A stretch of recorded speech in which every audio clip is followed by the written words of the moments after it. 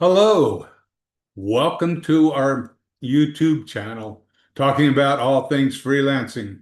Today, I'm going to talk about communicating like a pro and how you can control your messaging, your updates, setting boundaries, and providing a great client experience. Let me move the picture out of the way. Communication is a differentiator. Um, it's something that's going to help you get more jobs if you have good communication um, in your proposals and in your communication with the client. They'll be happier with you if you communicate better. You want your messaging to be clear and on brand. And when I talk about brand, you need to think that through a little bit. How do you want to come across? Do you want to be perceived as professional? Do you want to be perceived as humorous? Um, there depends a lot on what services you're providing, but the key is that you're consistent with that brand.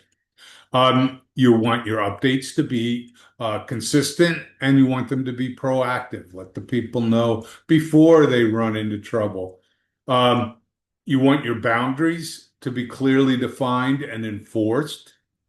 And you want the experience for the client to be intentional and smooth. You want to control how you're communicating and what the client is experiencing.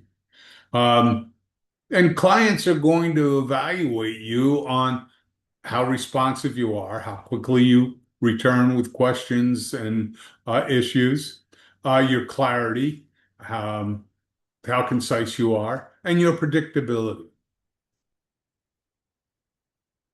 So when you're talking about messaging, you want to think about clarity over completeness. Sometimes people dive down into the weeds when the client just needs to know where things stand and let you worry about the weeding. Um, other times you may have to drop down, but think through that before you do. Structured thinking helps. I often walk the client through a story, so you think ahead of time what you're going to tell them, and this is what needs to be done. This is the outcome that you can expect. You don't want to do a stream of consciousness and just punch stuff out there. Um, Obviously, we like PowerPoints because that helps us organize that communications, and I'll do that with clients as well. And you want to anticipate client questions. If it's work you've done before, you know what types of things the client's going to wonder about, and try and anticipate those questions.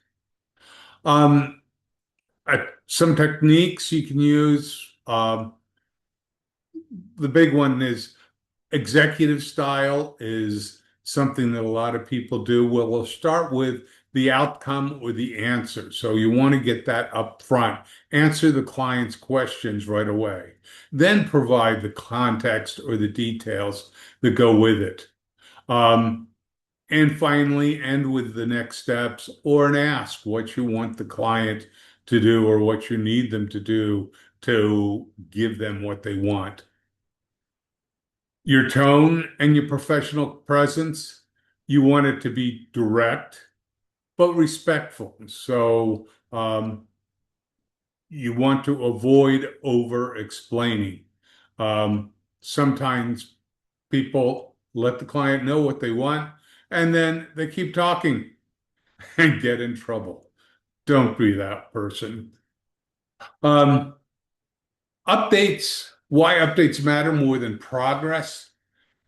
You may be working like crazy and doing everything that needs to be done to achieve the goal, um, but the client may not realize what's happening. And especially if it's something that takes a week, they may wonder, was there bad news? Are you falling behind? So you want to have updates that can show them what's going on and build their trust. Um, Kinds of status updates, you're talking about where things stand. Um, in a proposed timeline or whatever. Progress updates talk about what's been done. Um, and sometimes that can be a little bit of a trap if you think about what's been done all the time and not really whether you're on track to achieve the goal.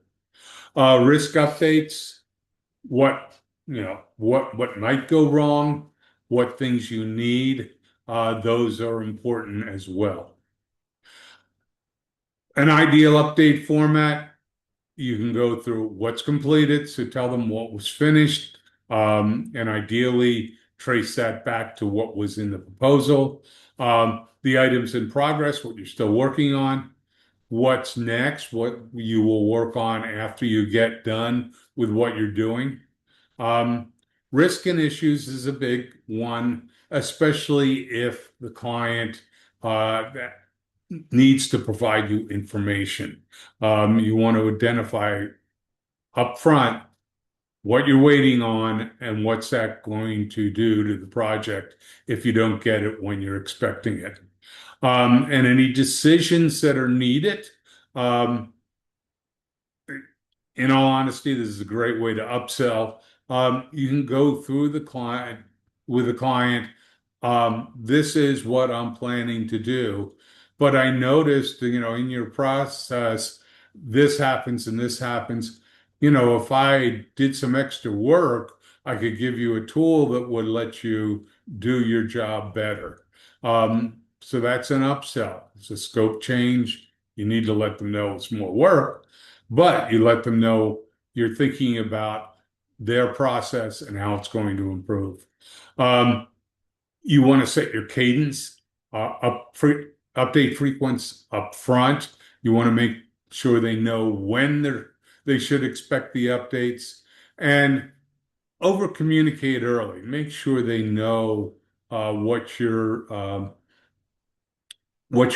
to provide, what the issues are, any questions you have. Get through that in detail up front, and then you can pull back and only do the statusing as you build the trust with the client. Um, Boundaries is another big area of communications. Um, if you don't have boundaries, you have chaos. Um, so if you set your boundaries, you can ensure that you're consistent. You can show them that you're reliable. So you want to make sure the boundaries are there. Some common boundary areas that you have to watch out for: availability, what hours you're going to be available, your response time. Uh, you can take a weekend off if you need to, if you're not working on weekends. Let them know that so they don't expect it. And watch out for, oh, my boss needs it tomorrow. He really liked what he saw, but I've been caught in that trap a couple of times. And if you don't enforce that boundary, it's easy to get pulled into um, a rabbit hole. The scope, big one. You want to really watch when they ask for things that weren't in the original proposal. And a lot of clients, let me say, the ones that are a little more scandalous, what did I say, may try and convince you that you should have thought that this was in the original proposal. Of course it was needed. No, they just didn't ask for it, and now they're trying to convince you to do it for free. You want to call that out early. You want to refer back to the original proposal, and if it wasn't there, don't do it. Um, you want to enforce the use of communication channels. Agree to what they are, and remember, if your communication does not go through Upwork, they can't keep track of it. So any communications you have, you should record and make it available to Upwork if there's any problems, or use Upwork messaging. That's what I do 90% of the time. Even if I'm using meetings to discuss things or email to communicate things, I still do the deliverables and the status updates on Upwork messaging so that Upwork can see what's going on. When you're talking about boundaries, don't make it sound like I really would like if you could. No, you want to say this is part of the process. These are the boundaries that I work with, and this will help you get what you need. You want to set the expectations as much as possible in the proposal and make sure they know what's there. It's a lot easier to go back and explain an issue if you do it up front. Um, and then you want to document scope changes with change requests. If somebody asks for some additional work or a new feature or function, go back and document that and say, this is a change of the scope. And if you're working on estimates or fixed time, uh, if you're working on fixed budget, fixed price, you need to ask for a change request. If you're working hourly, you need to ensure that they understand that it changes the hours that are expected to be worked. Um, so expect boundary violations. There's lots of clients that'll push the envelope. So don't get upset about it. Just react to it by redirecting them, not pushing back on what they're asking for. Uh, and again, redirecting to the original proposal is a great way to do that. And continue to reinforce the agreed process. Um, so designing a great client experience means you need to think beyond just the tasks that you're doing. Every interaction you have with that client becomes part of that experience. Um, so you want to make sure they understand what's needed, what you're going to provide, when you're going to provide it, and reduce friction as much as possible. Key moments that matter. The proposal I've talked about several times, that's key. Onboarding and kickoff, that's when you set the tone. You talk about what will be done, when it's going to be done, make sure the expectations for timing is clear and reasonable. Your first deliverable, if they come back and say, oh, this is great, but you should have included A, B, and C because we asked for D, and that obviously means that you needed A, B, and C. Well, that may or may not be obvious. And if it wasn't in the proposal, you didn't propose it, so it wasn't included.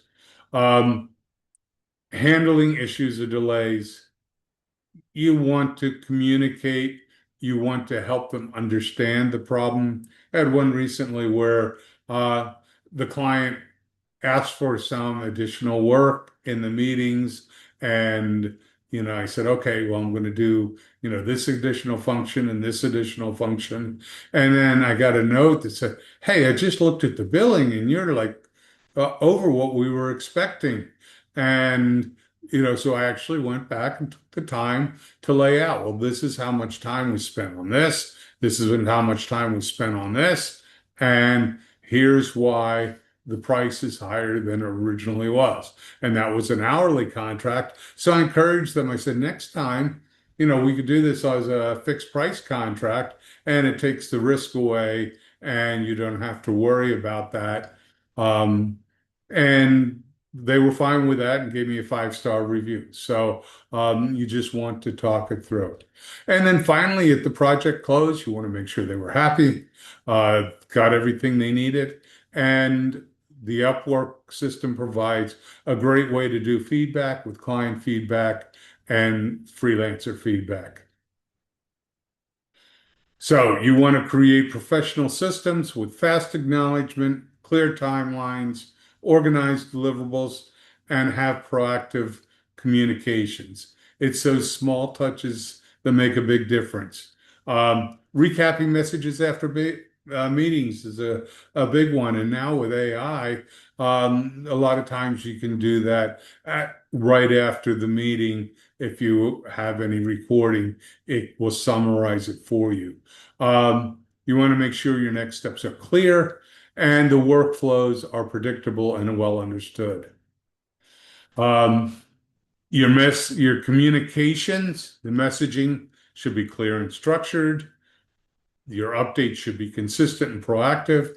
Your boundaries should be defined and enforced. So you wind up with an experience that's intentional and smooth. Um, Simple framework, clarity, consistency, control creates client confidence. So great communication doesn't just support work, but really is your work in the client's eyes. And so I challenge you, pick one actionable step for this week and improve your messaging structure, your update cadence, or your boundary clarity. Um, so go ahead and make sure you work on that this week. And that's it for communications. Check out our next video and don't forget to like, share, and subscribe. If you need coaching, contact us. We're available at info@RPT Virtual Services. We offer a free introductory call to discuss your needs. And follow our blog on the website, rptvirtualservices.com. Have a great week.